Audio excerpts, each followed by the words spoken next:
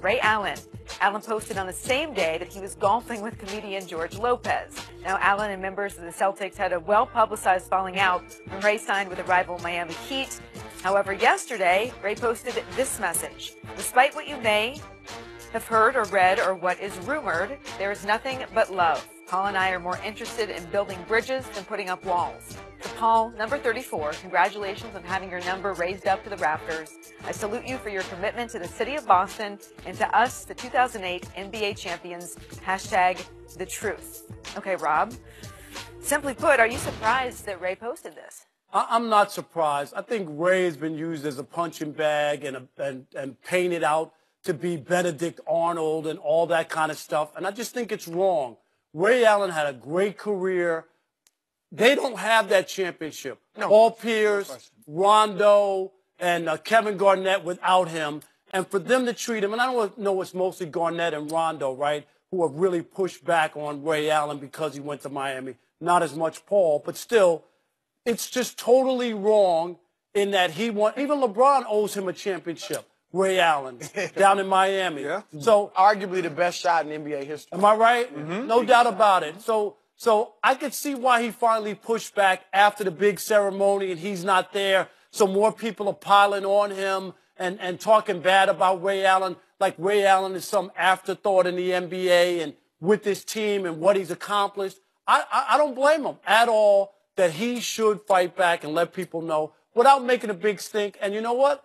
Part of it, and I buy it, that maybe he didn't want to go to make the story about him and let Paul Pierce have his day. I think that's it. And for me, I'm not surprised that he wrote what he wrote and he posted what he posted. I can share a real life experience for me just recently. You know, when I made my transition from Green Bay to Minnesota, I left, and Ray didn't do this. I said some things going back and forth that probably in hindsight I could have not said. But recently, to call a game this year, this past season, Tampa Bay and Green Bay, I was apprehensive on going back because I didn't know the type of reception I would get. Not from the fans or anybody else, but from my former teammate, Aaron Rodgers specifically, and even Mike McCarthy. Like I was concerned about that because I knew what I had said had touched them in a way to where it was going to impact that relationship, that dynamic. And so when I did get there, it was almost like all eyes are on me. I wanted to say something to Aaron. The opportunity never really arose. He didn't come up to me. And I think with Ray Allen, this is what he was trying to avoid, having the spotlight taken away from Paul Pierce in his moment and paying attention to him sitting and being an oddball almost because Kevin Garnett, KG, will make him feel that way because Kevin ain't letting it go.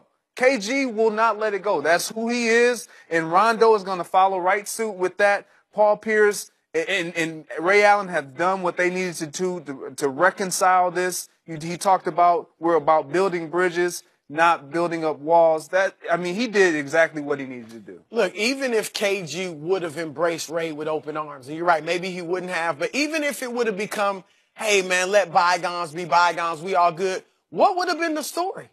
The reunion of the big 3 or 4 with Rondo. Right. That would have been, at the very least, 1A with Pierce's jersey retirement. It may have even overshadowed Pierce's jersey retirement. So I think Ray felt a little bit like that because Pierce and Ray have been the ones talking about trying to somehow reconcile that group. We'll see if it happens. But Ray is not overly concerned about what people think. If he was, he might not have left Boston. Exactly. You know, so he didn't do this for PR. He didn't do this because people are taking shots at him. He did it because I really think he is, feels good for Paul Pierce, who was a great teammate of his. They had a great experience together winning that championship. Ray won another one with Miami. But so I think that Ray was sincere. I think it was right for him to stay away. And hopefully they get reconciled. Look, I understand why Garnett and Rondo and even Pierce initially, I get it why, he went to the rival, the hated rival that, we've been battling with all these years. LeBron, even when LeBron is in Cleveland, we battle with him. So I get why they were initially upset and bothered with the way Ray left. But you're grown men. That was what? How long? 6, 7 years ago. Now it's time to reconcile. None of you are playing anymore other than Rondo. Let's just be grown-ups and make up. Oh, it's but also, basketball. Don't they remember what Ray was able to do for them to help them win? That's the part that I think is lost, that it's revisionist history, that, you know, you're thinking it's about Kevin Garnett and Rondo and Paul Pierce. What do you think? You think people aren't giving Ray his credit for helping that team? Yeah, but I just think that it's overshadowed by saying you were a turncoat. You left.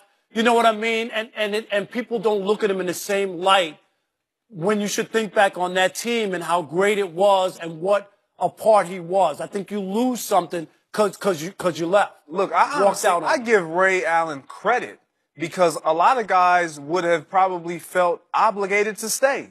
When you talk about the type of personalities that Kevin Garnett has, Rajon Rondo and Paul Pierce, Doc Rivers, exactly, and you are saying, you know what, I'm gonna cut ties with this as far as playing basketball because I'm going to go to a situation that best suits me and my family. You can't say that he made the wrong decision. You can't be upset with a man for that. What did we just see with Kyrie, though? We just saw the same exact thing. Well, this is even different because they were looking to kind of, like, they were thinking about starting Avery Bradley and having Ray come off the bench. His role was being reduced. And they weren't a championship team by the time he left. They were older, and he went to a great situation, played with LeBron. Like I said, maybe arguably the biggest shot in NBA history. It enhanced his career. So it's not like they were all still in their prime. They were still fighting for that championship. Like Kyrie, I mean, it's not even the equivalent of that. I'm just saying that the idea of stepping away, you know what I mean? And LeBron could look at it two ways. I mean, he could have a negative vibe on Kyrie, but what happened when it came for the All-Star? He picked him for his team, right? And after the game, you see what I'm cool. It was like, see what I'm saying? Yep. He could have held that against him. What do you mean you don't want to play with me and be a part of what I'm doing? What he did was much worse than what Ray did. Yes. You know, that's what I'm saying. They've kind of gotten their bearings again with this trade or these trades, but Kyrie dismantled a championship contending team. You know, where all of the big three were in their prime. So that was much more egregious than what Ray did. And LeBron handled it differently. Yeah, Ray's all right. He's playing golf with George Lopez. He's not sweating it. All right, we got a couple minutes to go here on Undisputed. Is LeBron James trying to bring Trae Young to Cleveland? He isn't exactly hashtag rainbowing him, but he does feel pretty strongly about the young man. That's next.